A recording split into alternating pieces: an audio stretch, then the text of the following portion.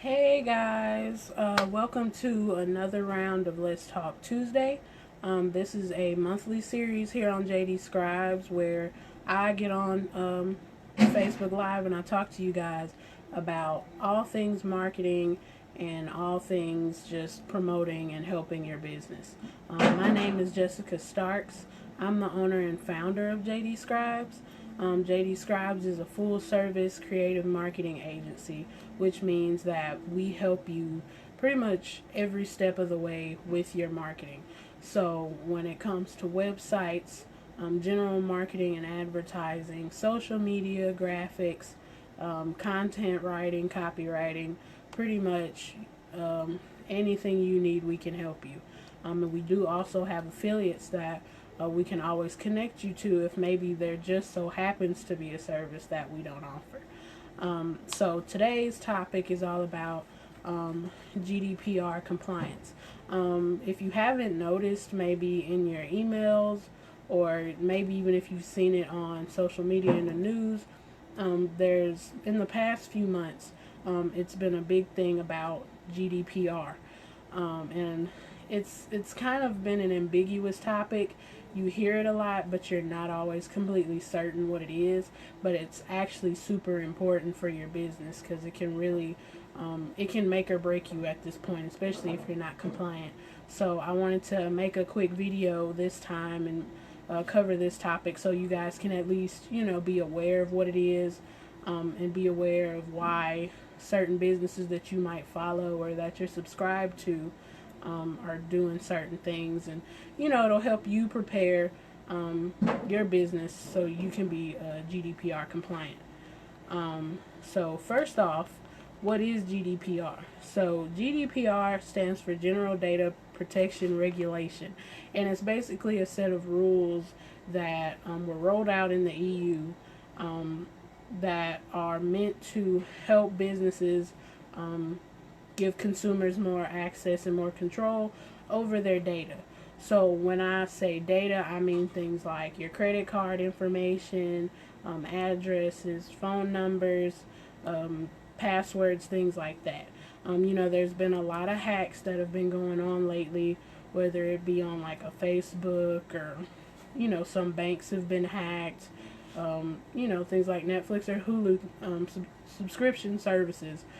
So they started rolling this out in Europe so that people can be held accountable for keeping our data safe.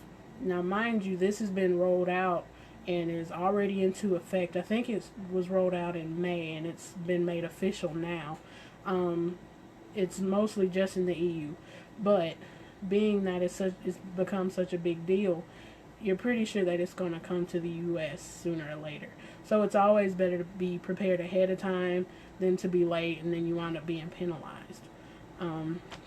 So the big thing about it is that businesses and organizations need to make sure that they're keeping their consumer data safe. And that's kind of what we're going to touch on today.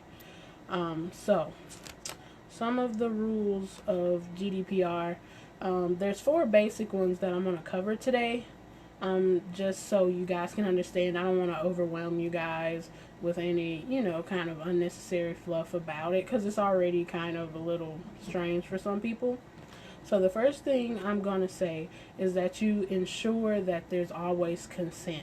And when I say that, I mean for things like your email list, or when people fill out forms on your website, things like that. Always make sure that people have given you permission to use their data.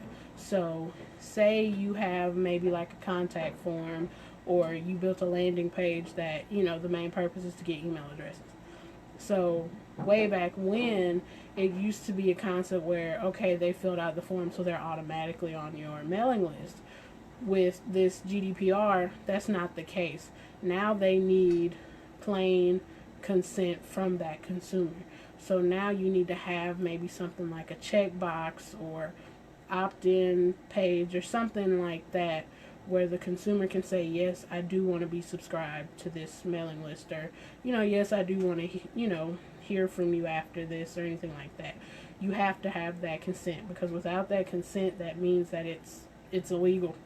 and that, in a way you're invading that person's privacy because they didn't ask you to do that. Secondly, make sure that you either get a privacy policy or you update your privacy policy. So I know for me, for like maybe in like April, I kept getting a ton of emails in my inbox basically saying that we've updated our privacy policy, we've updated our terms, we've added updates to the website. And at first I wasn't really sure what was going on, but then I realized that's a part of GDPR. When you update your privacy policy, there's information on that page that talks about what we do with your data. It talks about cookies. It talks about what happens if there is a data breach.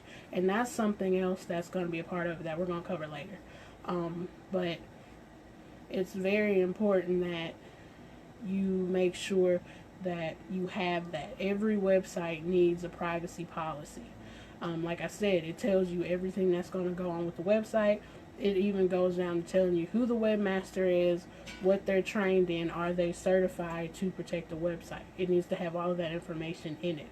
And if you don't know how to format a privacy policy, or you need help getting yours written out, we will be more than happy to help you get that settled. All you have to do is just message us and we can help you get that on the right track.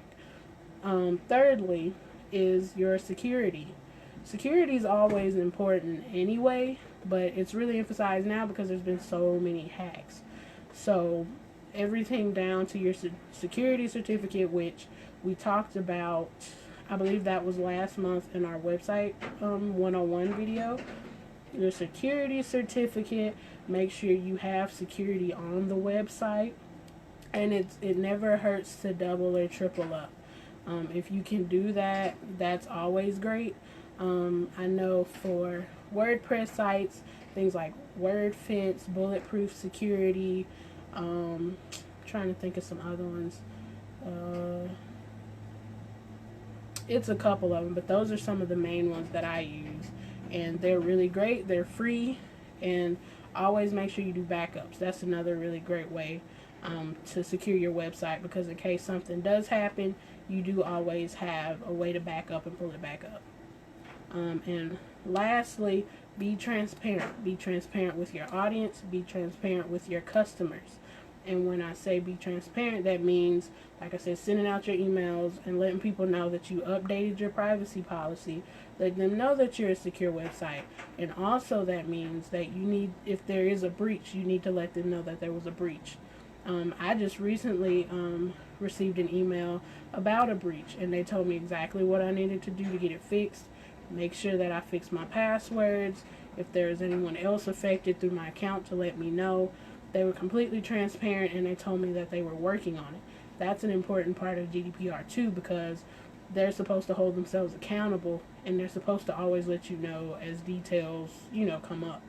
And then another thing is too, that if they aren't compliant and aren't doing things like that or have their security, they can be fined. So it's extremely important that you ensure that you're being compliant and that you're addressing all these concerns with your customers, because things like that happen. You don't know how many customers you'll lose. That's a lot of money that could be going down the toilet just because you decided not to tell the truth. Let's see if there's anything else. Like I said again, these are rolling out. These rules have been rolling out in the EU for the past couple months. This is still new. Like, this just started this year. Because typically regulations for the internet, they haven't existed. You have protection and things like that, out in the real world, like you have your banks and things like that. But data protection on the internet is still new, and it's still foreign to a lot of people. So this is a really huge change. And like I said, yes, it's overseas right now, but you can pretty much bet that it's going to be rolling out over here too. And if you have customers that are over there, you don't have to just be, oh, I'm an American business, I'm safe. If you have customers that are overseas, you need to be compliant now. I believe the deadline to be compliant was in May.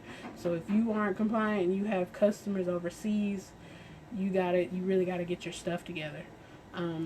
But those are kind of the main things about GDPR. If you guys have any questions, maybe more questions about GDPR, or what you can do to become compliant, how do you know if you're not?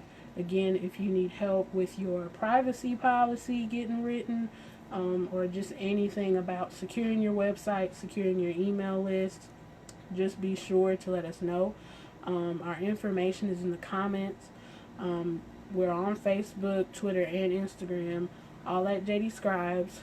You can call us at 662-586-1156, or you can email us at info@JDScribes for more information.